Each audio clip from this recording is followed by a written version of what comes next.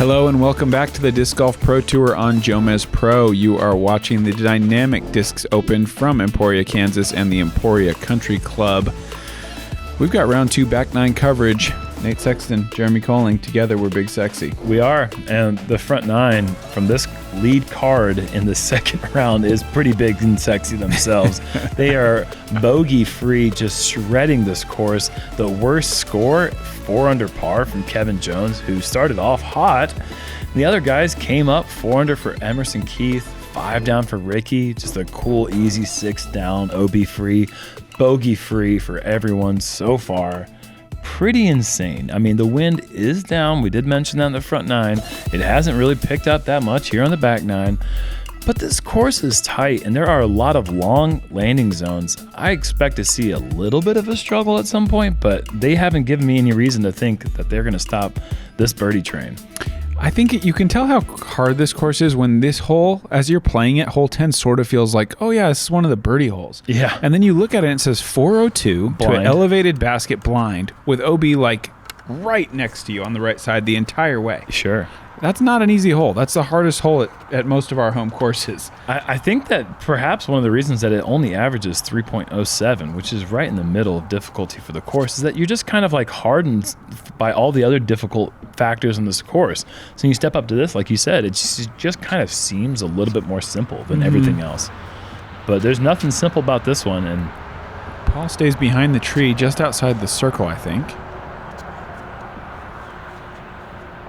This is the hole that we had seen Brian Earhart pick up the hole in one, and Ricky might be in a little bit of trouble of in danger of going out of bounds. No, not quite. And speaking of Brian, last year he aces 10 and 12 in the same tournament, and then this year in a little exhibition match he aces 11. So this is really Brian's corner. This is Brian's corner. Until someone else aces these 3 holes, this is Brian's corner forever. I think he's got it for a couple more years at least.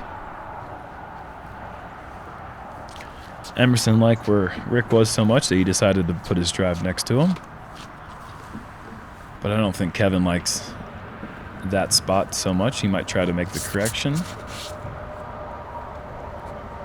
And that is corrected. Wow. That is turning over. That is going to be not quite parked, but just outside park territory.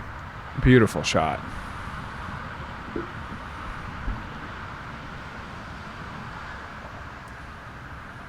And this would be a bonus putt. Emerson's been really great at this distance and giving it a run. And I love the line. I love the confidence of the release. Just hitting that lowest part of that branch there. Who knows if it had missed that? That could have been heading home to the chains.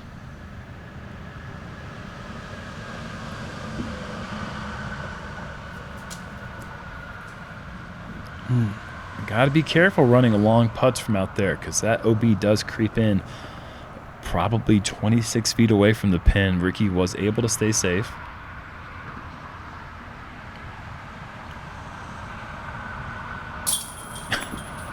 Yeah, you know, great putt. What else can you say? Great putt. That is so good. Straddle out. Uphill. Elevated basket, dead center.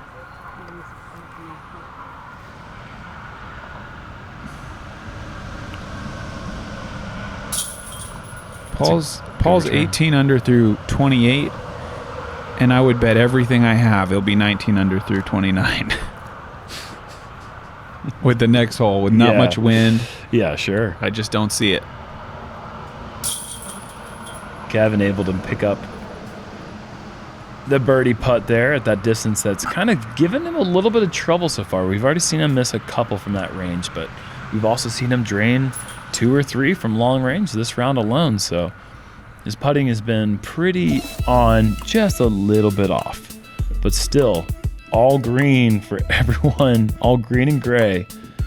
This has been pretty incredible golf for our league group. Really is. Hole 11, par 3, 408, OB wall on the right, cart path long and left, one big tree that if you go behind, you're going to have a problem. But it's a pretty simple hyzer for these guys. Yeah, the only thing that may be difficult is that cart path that is OB left kind of blindly fades left, and you can't quite gauge I have so much riding on this shot after that bet. I'm going to be just fine. Yeah. I'm going to be just fine. That's going to be a birdie for the best player in the world.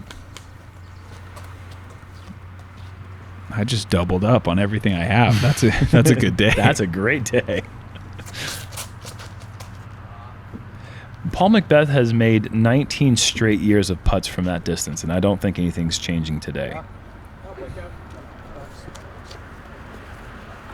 Kevin's going to be at that tester range for a player who likes to jump putt right there at the 31 foot, not quite outside 10 meters.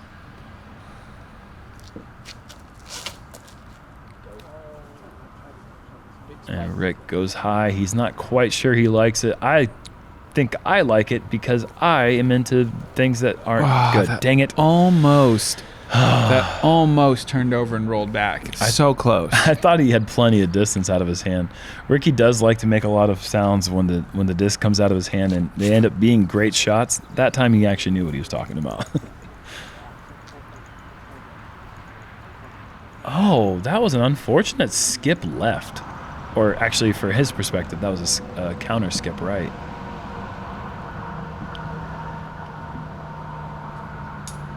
And there it is, folks. That is the first OB throw and the first bogey of the card. That's crazy. Yep. Kevin cashes it in. Another great putt. Moves him to 13 under, and he's just staying right there. McBeth is playing great golf, but he's not really like as well as he's playing. 18 under and about to be 19 under through 29 holes. Not distancing himself from Emerson and Kevin. I mean, or Rick. 6 shots, but yeah. But yeah, he isn't distancing much lately. I mean, these guys are playing great golf just to stay within 5 or 6 strokes. I agree.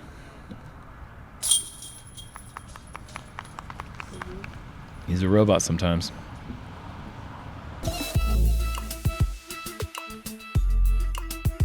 Hole 12, par 3, 324, a little uphill. All the rough on the right is OB. A golf fairway on the left side is OB once you're past this big tree in the fairway.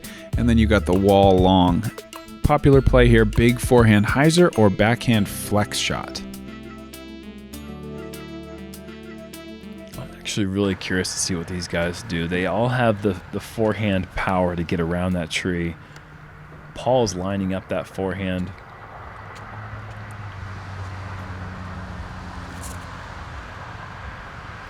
Does it have enough to get around? It just barely does, and that's exactly how you have to do it. You have to just barely beat that tree. And what tree is that, Nate? Do you know what that is? American chestnut. It's an American chestnut. Yeah, a very stiff branched tree. So if you catch any part of it, you're not likely to get through. And look at that from Kevin. Just an easy high hyzer. Gets around that chestnut with no problem.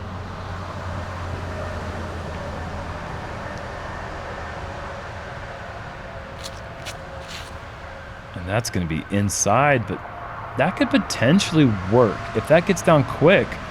And it does. That's the same thing that Ricky did in round 1, and I thought he was onto something. I asked, was that on purpose or not?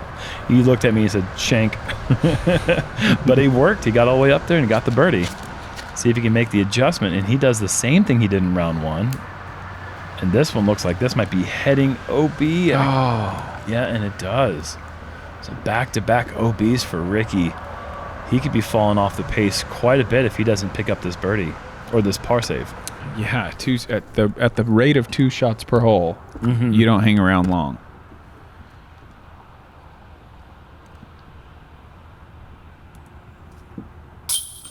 That's a good par save. Nice.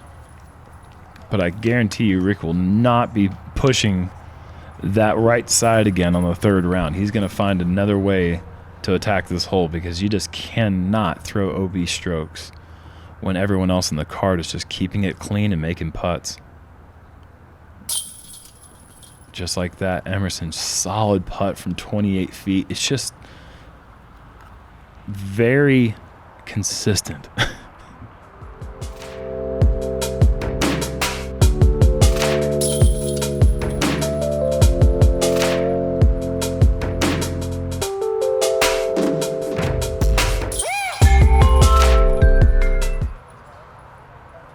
just realized we misspoke earlier. We did have an OB earlier. Kevin Jones on the 7th, but he saved it with about a 60-footer.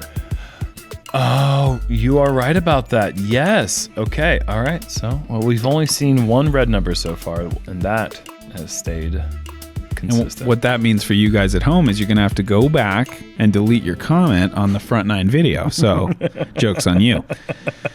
Hole 13, par 3, cart path OB on the right side and the rough on the left side is OB. This one you really just have to commit to a flat shot out over the OB just like that. That is so good. That is so good. Beautiful shot.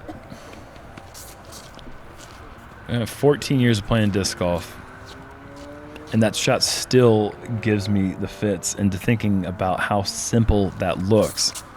Makes me want to go back out there and throw it and just, like, I want it to be that simple. Mm-hmm. It doesn't turn out that way for some reason. There you go. Kevin makes it look simple. He hasn't been playing for 14 years. Why doesn't he struggle with that shot? We all have our strengths, my friend.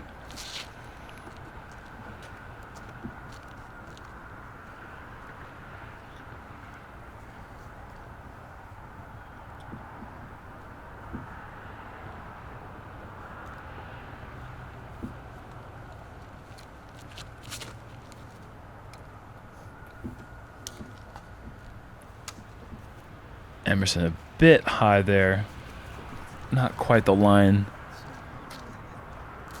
that Kevin and Paul took, but he stayed in bounds. Is this a Firebird? He looked like he was lining up a lot more flex, so he is really pushing something overstable to really fight back, and that is such commitment, and he is going to be rewarded with an absolute park job. If that's a Firebird, That's crazy. that is a man. crush. That is crazy. Emerson, another one. He's had quite a few from that range today. Nothing fallen yet.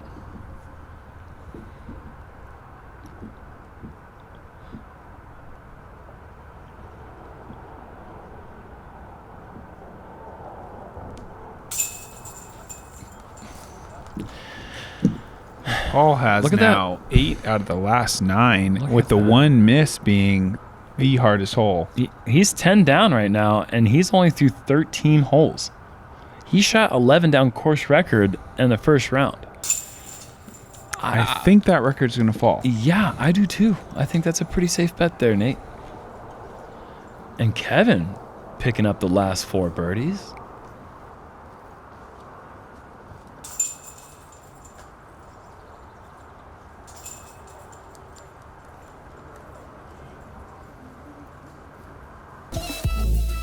Hole 14, par 4, 789.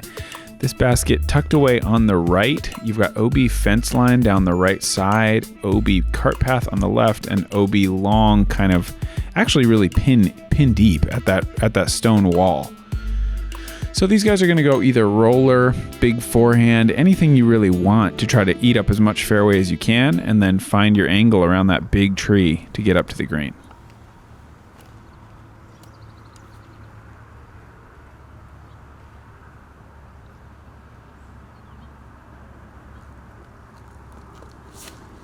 Beth going outside. Anheuser. Oh, no, he's actually going the roller. And with that wind not blowing so much today, that roller distance gets you really far down the fairway. A little bit trickier just for my personal preference down the right side of the fairway, but still a lot to work with. Kevin with a heat. Wow. That is a cool line. Yeah, that was bombed, man. Huge Anheuser. I thought that was so high, I didn't think there's any way that was going to continue pushing left that way. Man, that was awesome. Rick with a more traditional hyzer, slight flip up flat, but mostly just hyzer the whole way down that left side gap, and Honestly, almost just as far, but that's just how much Rick can crush it sometimes. he has worked on his game so much, just worked on his body. He's been one of the hardest workers since the unfortunate incident and run-in with the Lyme disease. he says he feels better than ever, and I don't blame him. I mean, if you work that hard and you really watch your diet and you're out there playing all the time, and obviously he was very busy during quarantine with the YouTube channel and all that. He seems like he's healthy and happy, and that's a great place to be, obviously.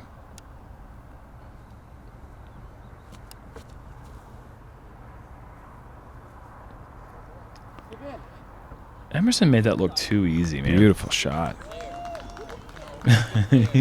Skip there. Don't skip in. He's not a greedy man. That sounds like Nate Safton talking there.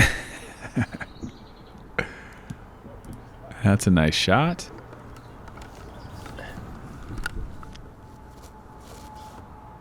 And Kevin with the forehand. Will this slow down? That needs the check. Oh, it beautiful. checked. It did. Wow.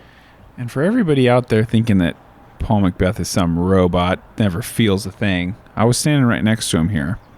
And right before the shot, he turned around and said, "Oh, this is just in prime screw up the upshot range." And I sort of looked at him like, I mean, are you watching the same movie as me? Like, what are you talking about? This is in prime get another birdie range. Yeah. Really. But clearly, you know, he was feeling a little bit of nerves about this distance where he just said, "Oh, this is just right where I might mess up." And it turned out, spoiler, he didn't really mess it up that bad. He pretty much threw it perfect. Yeah. Well, in practice, I was playing with a different Paul Ulibarri, who was right about that range. And he threw it in for 2. Oh, sweet. Yeah, it was pretty cool. He couldn't see the pin, threw it, and he said, "I think that's going to go in." And then it did. That's awesome. That's really knowing your range without being able to see the pin.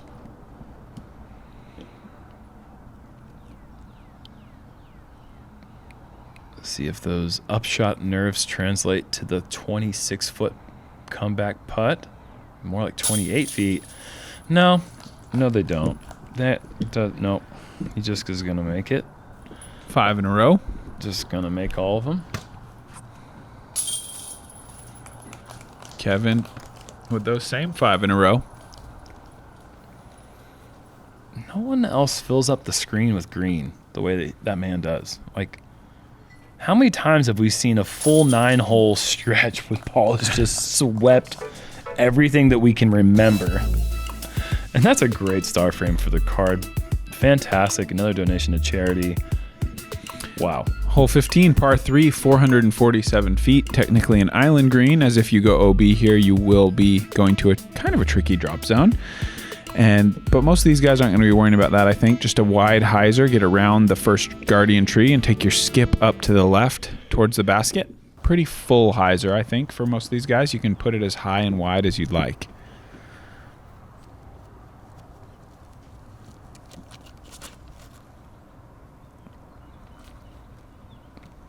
Skip in.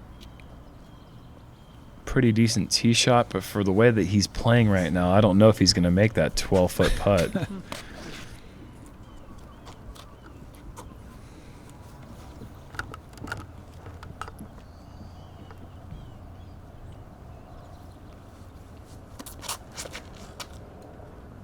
Sometimes when Paul goes on streaks like this, I think he doesn't think about the commentators at all. Okay. You know, we have to bring drama. We have to bring gravity to the situation. Yeah, there's certain gravitas that we just cannot fabricate when you're just out there. And sometimes I think he's just birdieing without a care in the world, not even thinking that other people are here to work too. I think about that when I'm not on coverage. Like, what are the commentators going to say? You know, and that's That's just where I'm at. You're the type of player that I like to commentate on. Somebody gives a thought to me. The kind of player I'm trying to do. that somehow weaves in bogeys with birdies and pars. Tells a story with his round. Paints with all the colors, not just green. So sometimes I like to bring orange and purple. Jeremy will paint that brown. He has it all.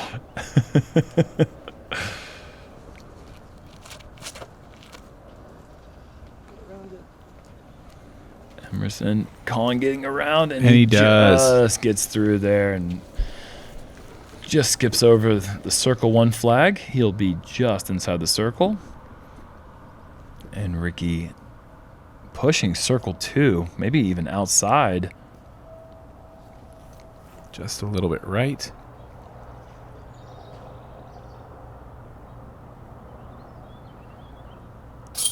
Yeah, why not, man? Nice putt.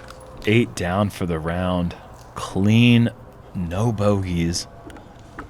Playing great disc golf. Emerson Keith.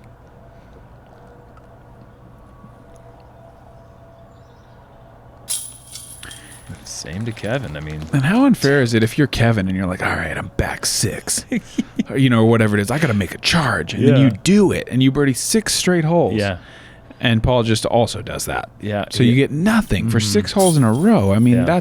that's so rare. Any time you birdie 6 holes in a row, you're making ground. On this course, you're making up several, and he has actually lost 2 in the last 9. Pretty amazing, That's the level of consistency from that one player and the rest of the field. I mean, there are a lot of guys who can beat him, and do. And Paul doesn't win every tournament, and he might not win this one. When he plays like this, it's hard to see it going a lot of other ways, but we'll see. A lot of golf left still. Sure. Couple runs at this treacherous island hole still left, and that can trade some strokes around pretty quickly.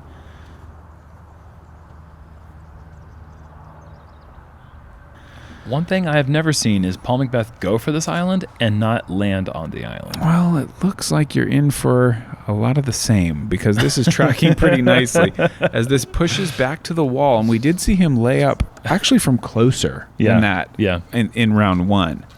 Well, it really isn't that safe of a play to pitch out to the right and then throw a second shot, because how close that pin is to the water on the front side of the green.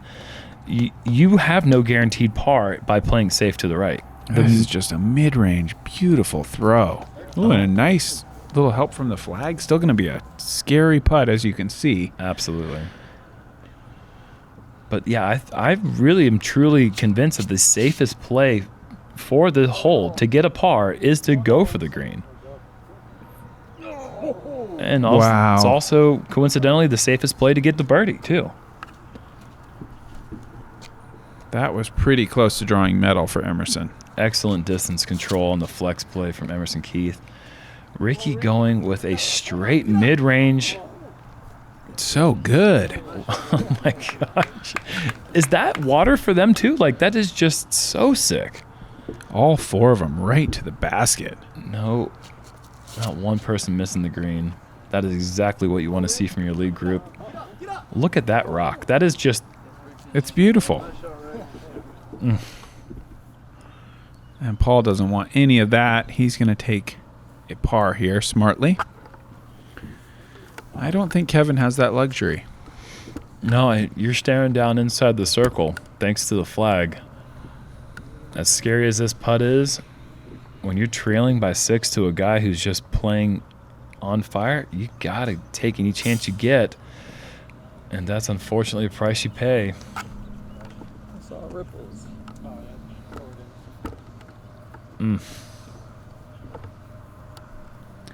Into the water there. Should be a pretty simple tap in for bogey.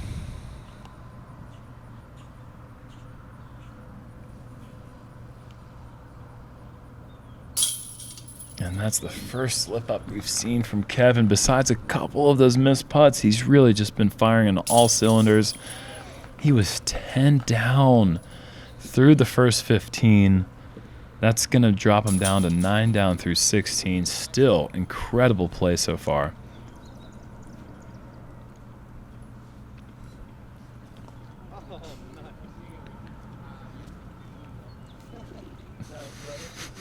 Ricky rejecting the gift offering from Emerson of the fancy little golf tee.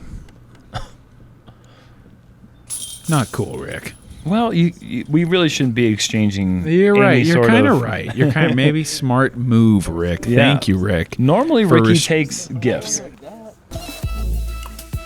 Hole 17, par 4, 774 feet. One of the tougher holes here, as there's OB everywhere and very low ceiling to start, and then a lot of trees obstructing your upshot here. You can go over, but with wind or a bad angle, it can get really tough to find your way into circle 1.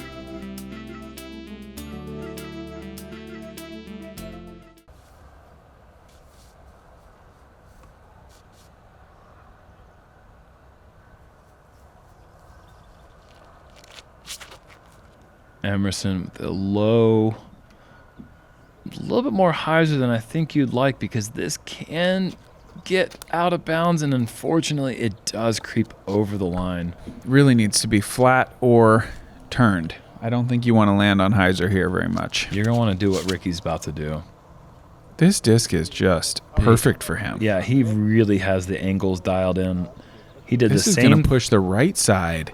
You cannot be in a better place on this that's entire. safe by a foot. I've seen multiple people be out of bounds right where Ricky is after 2 throws. Yeah. And that is going to be in a fantastic spot with many options to get to the green.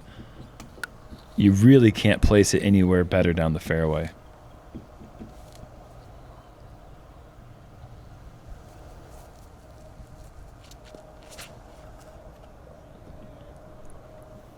Paul trying to match Ricky's line just a little bit too low. It gets a little bit awkward from back there. There's a few lines. There's a few low ceiling hyzer lines, but it's really not that great. And look at Kevin trying to uncork a huge understable driver. Oh, and man. Connecting on that tree. That may have gone out of bounds right and long had he missed that. Really high hyzer here. God dang it. It caught the very top of the tree that he needed to clear and fell down about 80 or 90 feet from the basket. Well, it looks like Paul's lining up the big forehand flex shot, perhaps. No, he's going low. Just got to miss that last one. It catches so many approaches. It's really in this sweet spot. And that'll leave him somewhere in far circle 2 range, I believe. Emerson not really in a great spot to save the par, but he's got a little bit of open air.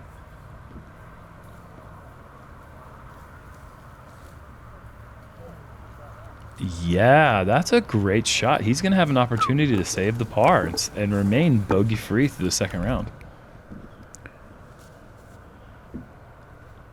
That is just so crazy good from Rick on that tee shot. Nicely done.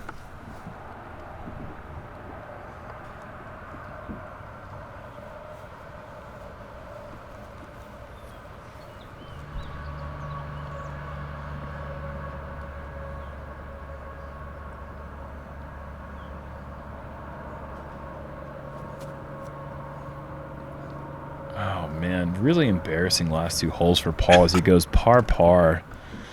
Really just falling off the wagon. Great putt from Ricky for the birdie. And I believe, yeah, that's the 3rd hardest hole on the course. 4.42 average. Let's see. There were 20 birdies out of a 98 player field.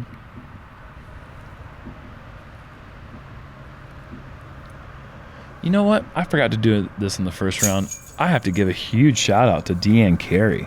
Yeah. We totally forgot to mention this.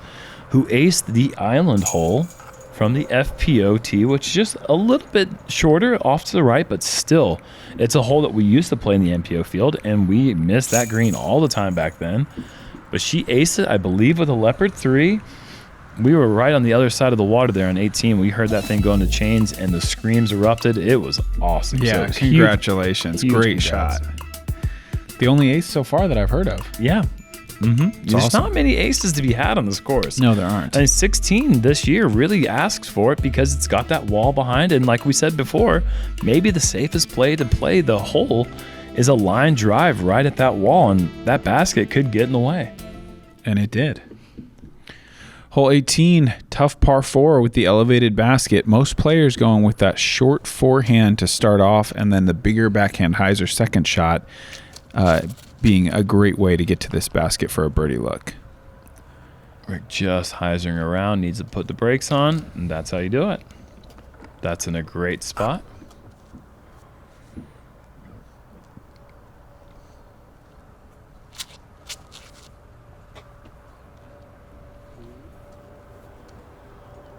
That's really nice.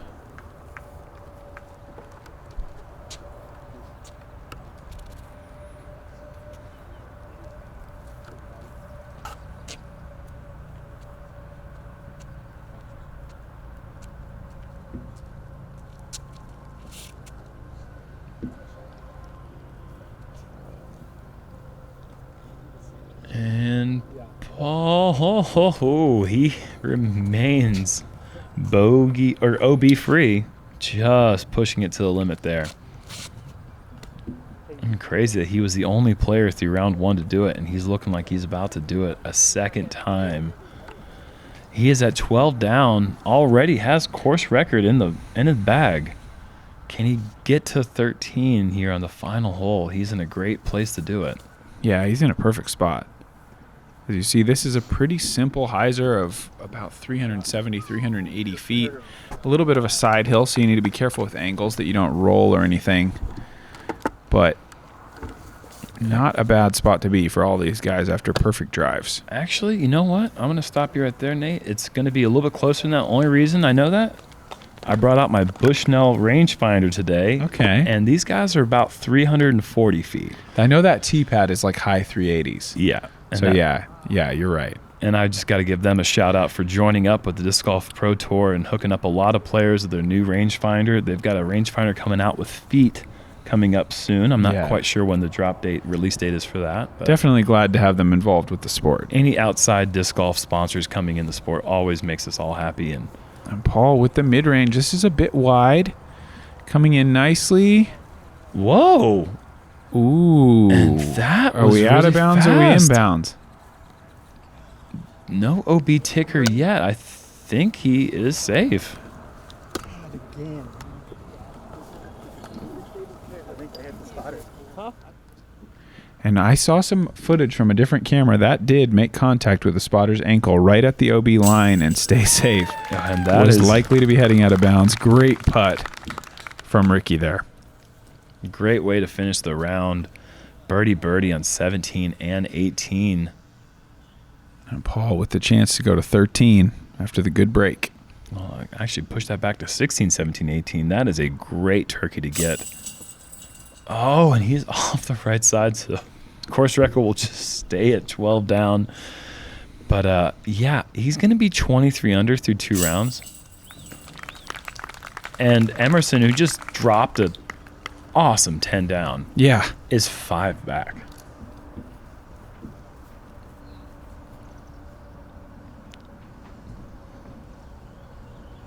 We've said it before, and we'll most likely say it again. Sometimes it just feels like you're chasing a ghost with that guy. Even when he makes mistakes and you're catching strokes on him, you're still 5 back. I mean, Paul's not happy, but I think anyone else, if they were standing in his shoes, they'd be pretty pleased with themselves with their effort through 2 rounds. As you said, 5-shot lead for Paul. Our lead card is going to remain the same. Ricky and Kevin playing very respectably at 17 down apiece. Fire emoji Paul again with the lead, but you can see there's a big gap kind of opening up there. 4 strokes down to Calvin on that second card. So maybe, hopefully more than a 1-horse race, maybe a 4-horse race. Most likely going to see the winner come from this same lead card going into the final 3rd round. Yeah. Coming at you tomorrow. And a quick get well soon to a fan favorite, Brody Smith, who was forced to withdraw from the tournament following the 2nd round. Still recovering from Lyme disease, and I hope he feels better soon. We'll catch you guys tomorrow. Thank you so much to the JomezPro Founders Club. You guys are awesome.